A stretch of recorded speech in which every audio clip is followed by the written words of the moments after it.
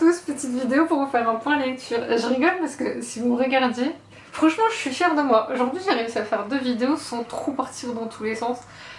Et là c'est la 3e.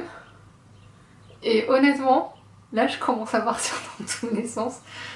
Si vous m'aviez vu là il y a 2 secondes, où je m'étais dit, avant de tourner, tu éteins les machins dans l'ordre, t'oublies pas d'allumer les lumières, etc. Bien sûr que non, sinon c'est pas drôle. Bref, on va commencer avec les enquêtes d'Anna Swensen de Joanne Fluke, le tome 1, Meurtre et pépites de chocolat aux éditions Le Cherche Midi. Si vous pensez au détective du Yorkshire, c'est dans le même esprit mais en mieux. Moi je trouve que c'est mieux. En plus il y a des recettes, franchement, il y a des recettes pour faire des gâteaux. Alors honnêtement, il y en a qui font très envie. Malheureusement, pourquoi au milieu du livre? Parce que du coup, il faudrait ouvrir le livre. C'est moche, non? Il y a plusieurs recettes. Il faudrait que je regarde parce que moi, honnêtement, je fais plus de gâteaux. C'est honnête. Mais c'est très tentant. Vraiment très tentant. Je vous explique en quoi cette série est. Je la trouve mieux. En fait, au niveau des enquêtes, je la trouve mieux. Parce que, contrairement au détective du Yorkshire où on suit. Certes, il y a une enquête, mais je trouve que l'enquête n'est pas prioritaire. Elle est mise au même niveau que le reste. Là, l'enquête est quand même prioritaire. On suit Anna Swensen, du coup, qui a ouvert une pâtisserie, qui gère une pâtisserie. Et un matin, elle voit la voiture de son livreur. Je crois que c'est son livreur. Enfin, au moment où je l'ai lu, hein, donc c'est pareil, il faut que je me remette tout dans le truc. Ouais, donc c'est le livreur, Ron Lassalle. Elle le retrouve mort dans sa camionnette, derrière son magasin qui est juste à côté du sien. Et du coup, bah, ce qui est bien, c'est que son beau-frère est shérif adjoint de comté. Donc elle l'appelle. Et sauf que bah, très vite, il va être un peu paumé puisque tout le monde est un peu suspect. Et que elle a décidé bah, d'enquêter alors que c'est pas son rôle. Et du coup, je sais plus si elle fait équipe ou pas avec quelqu'un. Je sais juste que j'ai trouvé ce livre à la fois drôle, en même temps très juste, en même temps il parle de sujets de société aussi. J'ai pas vu venir du tout le côté dans l'enquête, comment elle est menée, j'ai pas vu venir les choses. Parce que généralement c'est toujours un peu casse-gueule ce genre de livre, parce que c'est ce qu'on. Je sais plus, c'est un nom ce genre de livre, mais enfin, soit, peu importe. Moi je me fous du genre. Moi tant que ça me parle, j'y vais. Mais grosso modo, habituellement dans ce genre de livre, on rigole beaucoup, et puis l'idée c'est plus la relation des personnages, etc. Là, certes, il y a la relation des personnages, mais l'enquête, je l'ai trouvée hyper bien foutue. L'héroïne, elle est pas du tout casse-gueule ou maladroite ou je sais pas quoi. Au contraire, elle en a dans le crâne, c'est une femme intelligente qui a 30 ans, je crois. Parce que je me souviens qu'avec sa mère, il y a des sujets genre tu es toujours célibataire, tu n'as pas d'enfant, ce genre de sujet. Donc on sent un peu l'autrice, un tout petit chouïa féministe sur les bords, je pense. Et ça fait du bien. Quand j'ai lu ces extraits-là, moi j'étais là, j'ai réagi comme je le fais moi dans la vraie vie. Je l'entends beaucoup moins parce que j'ai tellement été ferme la dernière fois que ça a calmé tout le monde. Mais et maintenant encore plus, parce que maintenant qu'en plus, ce qui est bien, c'est que vu le traitement médical que je prends, si j'avais des enfants, ils seraient forcément handicapés. Donc quand je dis ça, maintenant ça calme les gens. Genre, ah oui, donc effectivement, c'est peut-être pas une bonne idée. Je coûterais trop de sous à la société. J'en coûte déjà assez comme ça. Bon, enfin, soit, passons. Franchement, j'ai trouvé ça hyper bien fait. Les personnages sont tous hyper intéressants. Il n'y en a pas un qui est là juste pour faire beau, pour faire tapisserie. C'est pas le cas hein, dans les détectives de Yorkshire, tous les personnages ont leur importance. Mais là, je trouvais qu'il y avait moins ce côté. Peut-être parce que c'est aux États-Unis, je pense, là, Eden Lake. Je pense que c'est aux États-Unis. Mais c'est peut-être la différence. Peut-être que le côté culturel est très différent. Parce qu'on est habitué aux trucs un peu britanniques, dans les petits villages et tout machin. Là, c'est une petite ville, certes. Mais. Je sais pas, il y a un truc en plus. Il y a un truc que j'ai pas trouvé dans les autres. J'ai pas vu venir le coupable du tout. Je me souviens pas exactement de qui c'est, honnêtement, mais je me souviens de ma réaction et de m'a dit je l'ai pas vu venir.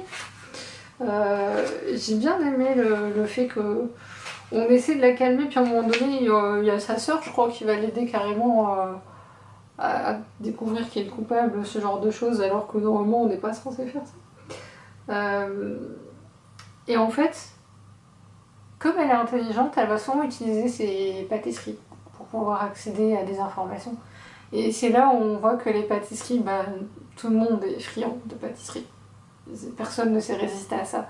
Et du coup, bah, peut-être pas qu'ils font des confidences, mais entre un policier et une chef pâtissière, il y a une différence. Et du coup, il y a des passages forcément où elle est en train de faire ses pâtisseries et ça donne faim. Donc prévoit une croix manger, hein, forcément. Je sais qu'il les existe en semi-intégrale chez Françoisir, mais comme ils sortent en poche ils coûtent moins cher que chez Françoisir, très franchement. Donc le choix est vite fait. Ensuite, une deuxième saga finie. Les gens vont y arriver, franchement on va faire quelque chose de moi. L'Engrange-Temps, le tome 2 de Neil Pfeiffer chez Hachette. Je vais essayer, mais franchement. Je vais pas abîmer le livre non plus. Hein. Alors moi j'ai pris la version brochée parce que j'ai commencé avec la brochée et qu'en plus de ça, je suis au regret de le dire, mais la version reliée n'a aucun intérêt. Après c'est très beau, on est d'accord, mais ça n'a aucun intérêt. On peut pas s'amuser à faire ce que je viens de faire, par exemple. Donc si vous ne connaissez pas, sachez que dans le tome 1, on suivait Sophie qui reprend l'horlogerie de son père. Son père est décédé, donc elle reprend l'horlogerie. Elle est chargée de remonter toutes les horloges du palais aussi. Il y avait un côté un peu Ghibli dedans qui était pas désagréable.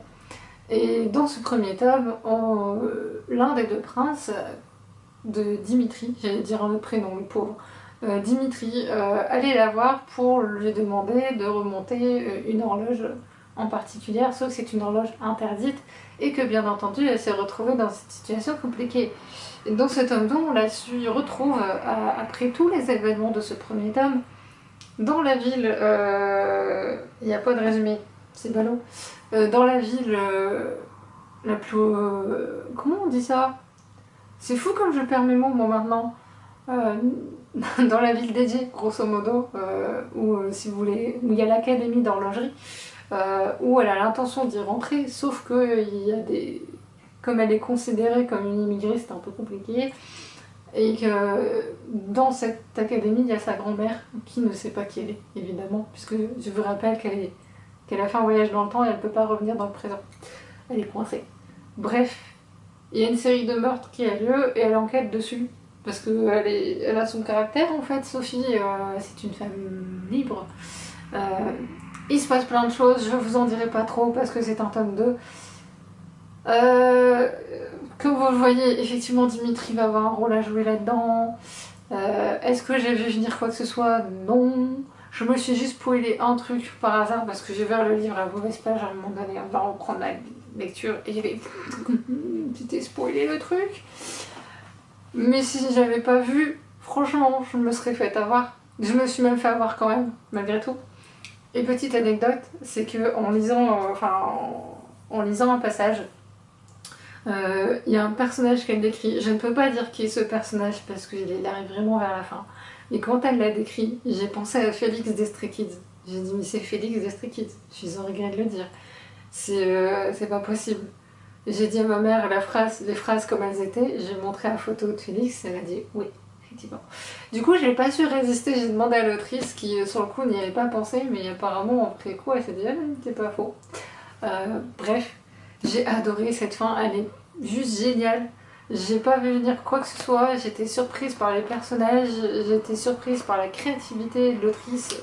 Enfin, de toute façon, généralement, un bon livre, c'est qu'on est surpris, c'est sûr. Mais surtout, j'ai pas trouvé de faille. En fait, j'ai ce chic de toujours trouver les failles dans des livres et j'ai rien trouvé. Pour moi, tout est parfait. J'aurais aimé une suite, forcément, même si ça se finit, hein. Honnêtement, ça se finit très clairement. Mais j'avoue, j'aurais pas été contre la fin. J'ai apprécié que la romance ne prenne pas le pas sur l'histoire, au contraire, elle est quasiment pas présente. C'est juste vers la fin que ça apparaît un plus ou moins, et pas totalement, et pas... Ça prend pas 3 pages, c'est genre juste... Je me suis dit, honnêtement... Comment je vais dire ça? C'est la première fois que je vois une romance qui est crédible, et pourtant elle est tellement peu présente. Elle est juste comme il faut, et même je me suis dit, à un moment donné, S'il n'y avait pas eu de romance, ça m'aurait pas choqué non plus, honnêtement. Mais c'est dans la jeunesse, donc forcément, enfin young adulte je pense plutôt, donc forcément il faut un peu de romance pour faire plaisir à ce public-là. Je rêve d'un livre où il n'y aurait pas de romance. Mais je pense que je vais attendre longtemps. Là je crois que dans celui-là il n'y a pas trop de romance non plus, si j'ai bon souvenir. Dans celui d'Olbon, il n'y a pas de romance non plus. Il n'y a pas du tout de romance, donc si ça existe, ça existe. Ils sont rares, ils sont là. Donc celui-là est chroniqué en plus, ouais. On va essayer de faire Absolu le tome 2 de Margot de Seine. Comment vous parlez de chez Brajlon, enfin Big Bang, bref. Édition Castelmore, autant pour moi. Je sais plus, entre Brajlon, Castelmore, Big Bang, qui a vivé qui, enfin bref, ils font ce qu'ils veulent de leur life. J'avais eu un énorme coup de cœur pour le premier tome qui m'avait vraiment surprise. C'est une dystopie à la hauteur de Hunger Games, donc c'est vous dire. J'ai mis qu'un post-it, oui. Je ne sais même plus pourquoi. C'est l'intérêt des post-it, c'est que normalement on est censé retrouver. Mais je pense que je vais changer mon système de post-it. Parce que c'est bien, mais à chaque fois que je rouvre le livre, il faut que je relise tout pour me souvenir de pourquoi. De pourquoi j'avais mis le post-it. Ah oui, j'ai retrouvé. J'ai déjà retrouvé. Bref. Donc on est après les événements du tome 1. Si vous ne connaissez pas Absolu, on est dans un monde dans lequel il y a un monstre qu'il faut abattre et des gens sont mobilisés pour ça et se retrouvent derrière un mur pour combattre cette chose. Sauf que rien ne se passe comme prévu. J'en dirai pas plus, si ce n'est que nos petits cœurs ont souffert beaucoup et que dans ce tome 2, j'ai pas le souvenir de mort en tant que tel. Par contre, quand même, elle nous a bien fait tourner en brique. Je peux pas en dire trop si vous n'avez pas lu le tome 1, forcément. J'ai eu la chance de rencontrer l'autrice par 2 fois. Ok, 2 jours de temps. Avec la dédicace qui va bien. Voilà. Donc on retrouve les personnages du tome 1, en tout cas ceux qui ont survécu, parce que forcément. J'ai beaucoup aimé l'évolution de tous les personnages. Il y en a qui ont disparu et j'ai été très étonnée des retrouvailles vers la fin que je ne pensais pas de cette manière. On dirait pas la référence qui se cache derrière. Prime m'a beaucoup étonnée. Je crois que c'est le plus surprenant, c'est Prime. Il y a Edouard qui me touche énormément. Franchement, si elle tue Edouard, je la tue. Je crois, franchement, au premier tome, je ne savais pas qui je préférais. J'avais pas de préférence. En lisant ce tome 2, Edouard est mon préféré. Je sais pas, il me touche profondément ce personnage. Il y a quelque chose de fragile en même temps de solide. Il y a ce mélange qui est parfaitement dosé, qui est juste touchant. Olympia qui évolue aussi beaucoup. Susanna, c'est. Je me souviens plus trop de ce qu'elle devient exactement. Susanna est très discrète. C'est un personnage tellement discret qu'on a tendance à l'oublier alors qu'on devrait pas. Il y a Alexander, j'ai appris tellement sur Alexander. Alexander était très peu présent et là il est un peu plus et on découvre la personne qu'il est et surtout dans quel univers il a vécu auparavant. Bref, que vous dire sans rien spoiler, c'est très compliqué. Si vous lisez Catherine Decou, je vous spoilerai le contenu du livre et bref, c'est Lise, voilà Lise. Lise, cette femme est juste impressionnante aussi. Vous voyez, c'est vraiment typiquement le girl power à l'état brut, comme on l'imagine dans une dystopie. Et en même temps, on sent potentiellement une romance entre les deux. Est-ce qu'elle aura lieu ou pas? That is the question. En même temps, est-ce que c'est le moment? Pas vraiment. Et au regard de ce qui se passe, je crains le pire pour le tome 3 qui sort le mois prochain, qui sort en novembre. J'ai peur. Surtout qu'elle avait fait une dédicace à la fin du tome 2, elle m'a dit surtout tu l'as lu qu'une fois que tu as lu le bouquin. J'ai joué le jeu, mais j'ai dit à mon père tu peux la lire juste pour me dire ce à quoi je dois me préparer, au moins une vague idée. Et mon père a dit ça veut rien dire. Et quand Quand j'ai lu moi, j'ai dit en fait ça veut tout rien dire. En fait c'est typiquement le genre de livre où on peut rien prévoir. On peut pas se dire tiens il va se passer ça dans la suite.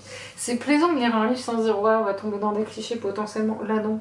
Il n'y a pas de cliché, il n'y a rien. Je sais pas quoi dire, je sais pas. Je sais pas. Je sais pas. C'est extraordinaire. Enfin soit. Pourquoi je le mets pas en coup de cœur, je sais pas. Je sais pas ce qui me retient de le mettre en coup de cœur. Parce que sérieusement, tout est bien foutu. Ensuite, j'en parlerai ensuite du coup. Madarva de Mathieu Rivero aux éditions Silex. Pour ceux qui connaissent pas cette maison d'édition, c'est une maison d'édition qui fonctionne beaucoup en projet participatif, en précommande. Et je l'avais fait pour un livre, c'était pas celui-là à la base, mais il était proposé et je me dis c'est l'occasion de découvrir la maison d'édition, puisque je ne la connais pas. Et qu'en plus c'est génial parce qu'au moins ils payent réellement leurs auteurs. Les auteurs sont réellement payés à plus haute... bien mieux payés, voilà, on va dire ça comme ça. Je connais pas du tout l'auteur, j'ai pas lu le résumé du livre avant de le lire. Vous savez que je fonctionne comme ça, si je commence à lire le résumé alors que je suis en train de lire le livre, c'est pas forcément bon signe. Ou alors c'est qu'il me manque une information qui aurait dû être mise en début de livre. Ici, j'ai pas eu besoin. Même si, il y a des choses où je suis pas très sûre de moi. On est dans un monde futuriste dans lequel il y a des humains augmentés, il y a aussi des cyborgs, et il y a les humains qui ont souhaité rester comme ils sont. Le personnage principal, David, a participé à une guerre. Je ne saurais pas vous expliquer la guerre parce qu'en tant que telle, elle est passée, donc on s'en fout. Mais il a participé à une guerre, il était déjà augmenté à ce moment-là. Et depuis, il travaille comme pour la sécurité ou ce genre de choses, mais en enquêteur, voilà. Il est enquêteur, mais à son compte. Et il va être engagé pour protéger une personne, il sait pas qui. Et il va se retrouver embraqué dans une histoire qui va le dépasser forcément.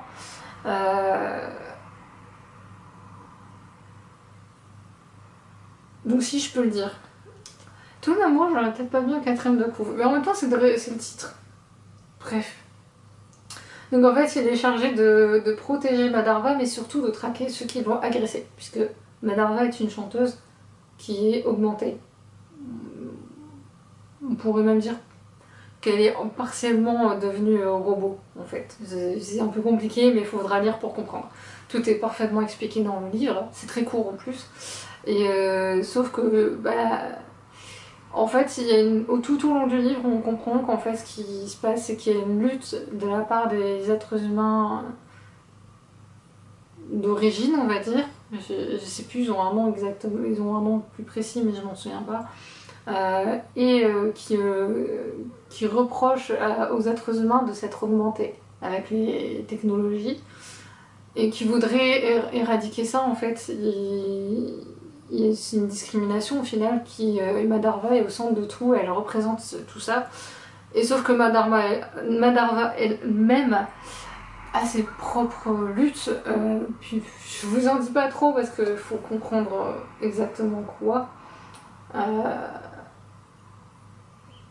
Qu'est-ce que je peux vous dire sur ce livre? Il est court, mais il est plus complexe qu'on l'imagine. J'ai beaucoup plu. Honnêtement, c'est même pas tant les personnages qu'on suit, plus que tout ce qui se trame en fait dans l'univers que l'auteur a créé. Les personnages sont juste une entrée en matière pour dénoncer les discriminations, c'est les extrémistes aussi, de quelque bord qu'ils soient. Ces gens qui sont au pouvoir et qui profitent un peu trop de ceux qui leur permettent de se faire de l'argent. J'ai bien dit ça, hein, je parle pas de pouvoir en tant que politique, je parle de ces gens qui ont du pognon à crever et qui, quand ils ont trouvé la source de pognon qu'ils peuvent se faire, ils vont l'user jusqu'au bout et marcher là-dedans sans écouter forcément les besoins de la personne concernée.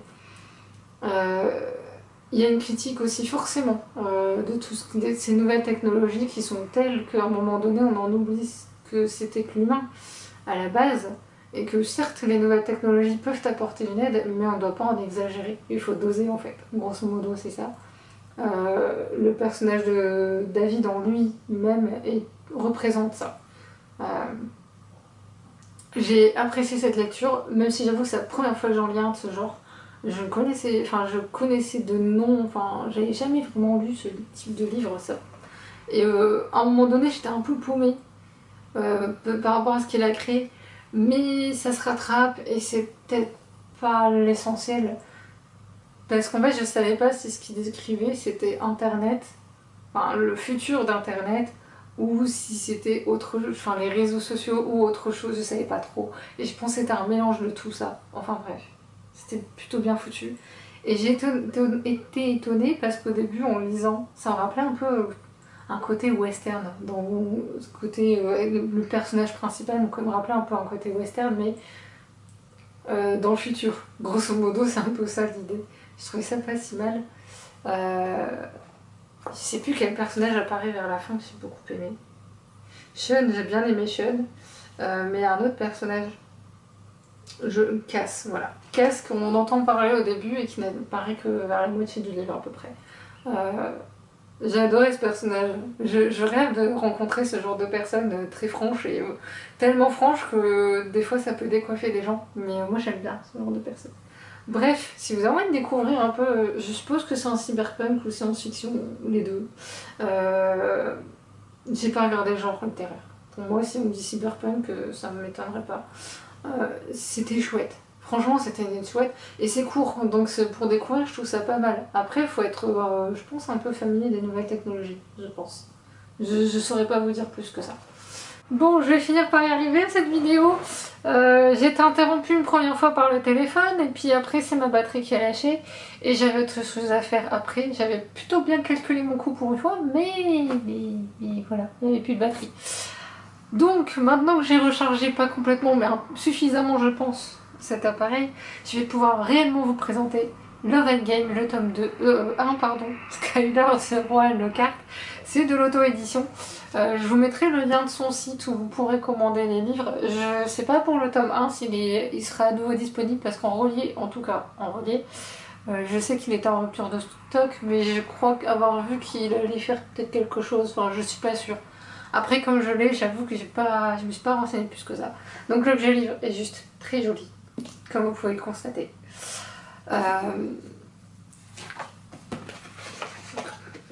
Oui, j'ai pris la version reliée. Roald Lockhart est un auteur que je suis avec beaucoup d'assiduité. C'est une blague. Je m'en fous, je réponds pas, j'en ai ras-le-bol. Les téléphones, franchement, si ça pouvait ne pas exister par moment, je serais pas contre. Voilà, c'est très beau. Alors c'est ce qu'on appelle plus couramment un boys love. Roald Lockhart habituellement écrit sur des personnages qui sont japonais, essentiellement japonais, en tout cas en Asie. Pour une fois, c'est aux États-Unis, l'histoire se passe. Et justement, comme c'était aux États-Unis, il savait pas trop si ça allait intéresser son public. Du coup, il avait fait un projet Ulule. Malheureusement, malgré le succès de son projet Ulule, apparemment Ulule il a eu tellement de choses à payer avec Ulule que du coup, il a rien gagné. Je trouve ça honteux, personnellement. Donc là, il l'a fait sur son site à lui pour le tome 2. Je sais pas quand se termine les précommandes du tome 2, donc dans le doute, je sais pas quand je posterai cette vidéo, je vous mets le lien en barre d'infos. Au pire, je pense que vous pourrez commander après.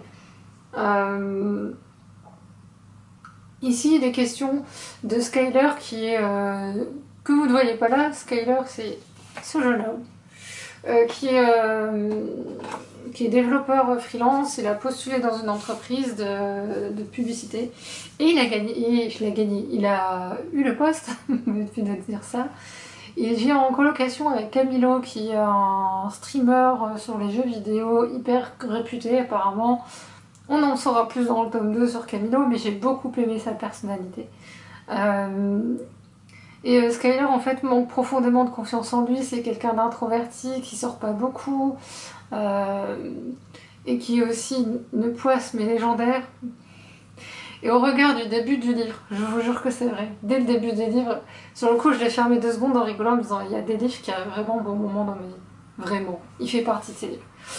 Dans le sens où ce qui se passe au début du livre, c'était un peu ma situation, c'est un peu ma situation même tout court, Enfin, je vais pas en dire plus, mais grosso modo, j'ai juste fait lire à ma mère qui a dit je comprends bien pourquoi tu dis c'est toi.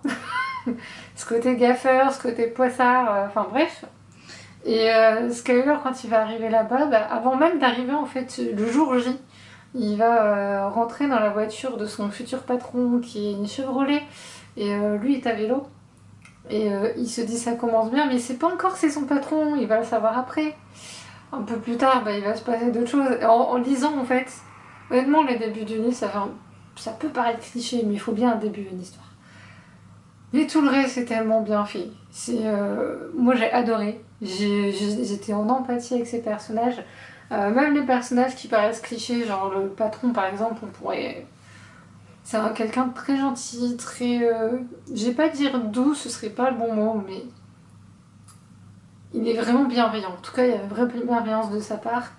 Et à un moment donné, on découvre un peu plus sur qui il est réellement.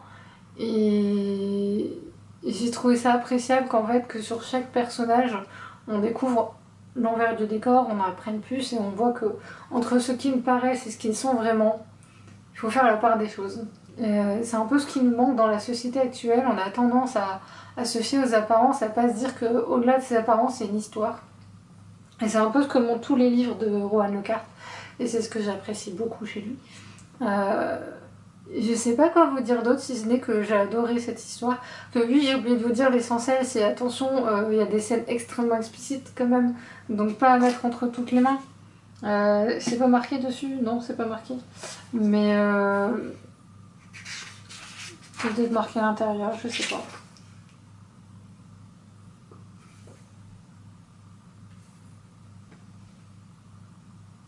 Non, c'est pas marqué. Bon, en même temps, quand on connaît Rohan Le Carthé, on le sait. On sait qu'il y a un risque. Donc, il y a des illustrations en cours d'ouvrage, je peux déjà vous montrer ça. J'ai les standees qui vont avec, qui sont un peu cachés, mais ils sont dans la bibliothèque. Mais je les ai. Et si je peux vous en trouver une à l'intérieur qui ne spoile rien. Oui, bah c'est un exemple de gaffeur de la part de Skyler. C'est typiquement le genre de choses que je suis capable de faire. Jusqu'à maintenant, je n'ai jamais renversé de café ou de boisson sur qui que ce soit. Peut-être pour la simple et bonne raison que je reste toujours autour d'une table et que je ne m'approche pas trop des gens.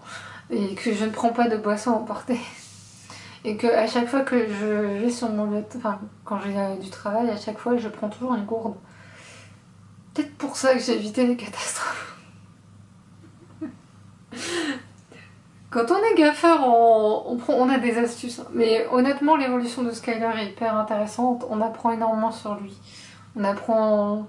C'est bienveillant, c'est beau, c'est doux, c'est mignon. C'est aussi par moments plus explicite, nous allons dire.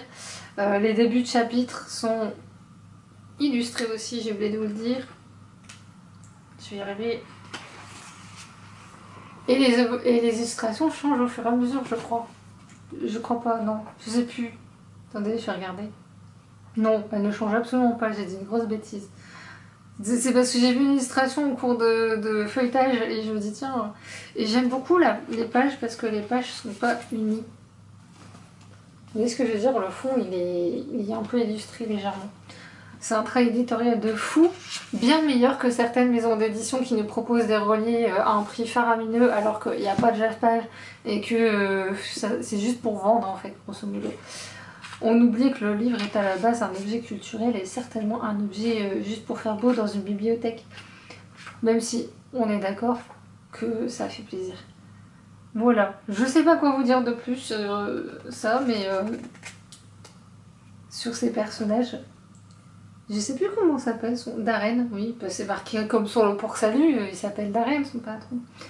Bref, c'est un boys love, si vous aimez les boys love, vous aimerez forcément. Si vous avez envie de découvrir et que les scènes explicites ne vous dérangent pas, allez-y. Je suis pas très romance, en boys love, j'en lis pas tant que ça, parce que je suis un peu exigeante quand même, que je veux des choses crédibles. Pas le truc tout bien fait, enfin... Le truc qui fait rêver en fait. Là c'est quand même crédible.